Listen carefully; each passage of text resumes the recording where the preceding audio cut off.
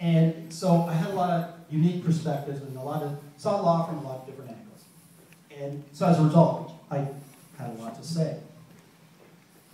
And it was also around that time that Richard Sussman's book came out, The End of Lawyers.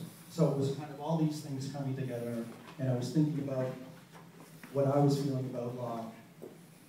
And what we've been going through and what we will continue to go through is the most disruptive period of time ever in the history of the profession. I think unquestionably. Except if you talk to Jeff Dunn, who will tell you that it will be the same forever. But what are the challenges? Okay, the challenges are, first of all, in-house lawyers. We have more in-house lawyers than we've ever had in the history of Canada. And the job of in-house lawyers is to make sure that work doesn't go to outside lawyers. That's a challenge. Boards of directors, CEOs, senior management are going to the in-house lawyers and saying, you know what, we've got to do more with less. We have economic pressures. Legal fees are not a necessary evil anymore. Put some pressure on these guys. Again, that pressure flows out to the outside law firms. We also have this place far away that's called India.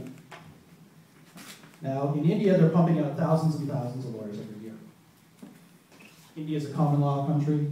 It's a commonwealth country. Similar concepts, similar principles that are easily applicable in Canada. They'll also bill out at about $50 an hour. So you can see the huge challenge there. And because you're an in-house lawyer, you can deal directly with these people. You don't really care where your legal services are coming from because you have that knowledge yourself. So you can use lower cost providers on the other side of the planet. What else is going on? Law schools. What's happening in law schools? Well, if you read the papers lately, you'll know that we have an articling crisis in this province. Last year, 12% of articling students didn't get an articling position. If you don't get an articling position, you can't practice law. This year, that number's at 15%. Plus the 12% from last year, so we're really somewhere around 20% of people who are going to law school who aren't going to article and therefore can't work and can't take out their student loans, etc.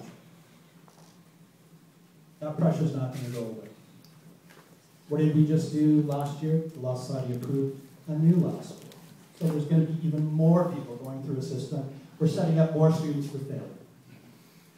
What else is happening? Well, technology is the obvious answer. Cloud computing.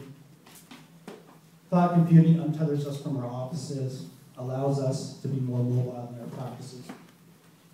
There's a neat little company in the US called Timemetrics. And what these guys have done is brilliant. They've gone to in-house counsel throughout the whole US and said, give us all your bills. We want all your invoices for the last 5 years. And they've created an app. They've taken all the data on those bills. So they've said, you know, how many hours, what's the hourly rate, what's the matter, and they've collated it. So now you can go on your app. If you're an in-house counsel, you buy their app, and you can now cherry pick law firms all across the country and say, well, this firm in San Francisco did a share purchase agreement for X number of dollars, whereas the guy in Chicago did it way more expensively.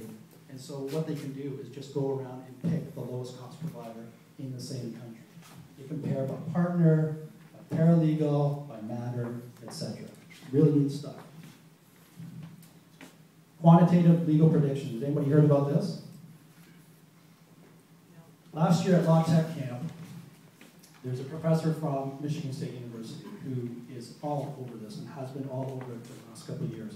And what him and his team are doing are pulling, again, it's big data. So what they're doing is pulling all the case law in the US, dumping it into a program, running some algorithms, so that they can predict the outcome of whatever fact situation you plug in.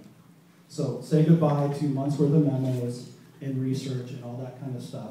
Now in about 5 minutes, you'll be able to say, you know what, there's a 50% chance or 80% chance based on, you know, our algorithms that we should proceed with that. In Brooklyn Law School, they had a conference, Hack the Law. They just think that we should all think like hackers. which means think outside the box. In fact, there is no box. And so the concept there is be completely innovative and use technology to do things, do more things that are being done by people now. There's a website out there called Robot and One. Anybody seen that one? Again, it's a legal tech startup, sort of. I still haven't quite figured out exactly what they're sort of all over the place. They go to conferences and talk about stuff. But what they seem to be saying, again, is, hey, we can develop stuff that'll take work away from lawyers. Okay, so which leads me to, those are your competitors. They're not the law firm across the street. They're all these other guys who are just simply doing stuff. They're the kid, he's the kid playing Xbox in his mother's basement right now, who has the potential to eat everyone's lunch in the legal profession just because he can and he thinks it's cool. Right? So these challenges are structural. They're not cyclical. Everybody talks about, oh, if we can just get through the next few years, everything will be fine. It'll all go back to normal. That's great if it's cyclical. If it's structural, it never goes back. It just keeps moving forward. So we have to think structurally, which means we have to reinvent ourselves. We have to restructure how we practice. And that's just basic risk management. We should be doing that anyways. But yes, people will always need legal services. They will always want legal services. They're just not going to want it from that law firm. They're just not going to want it how it's delivered by that law firm, because they can go find someone else who's going to do it all differently.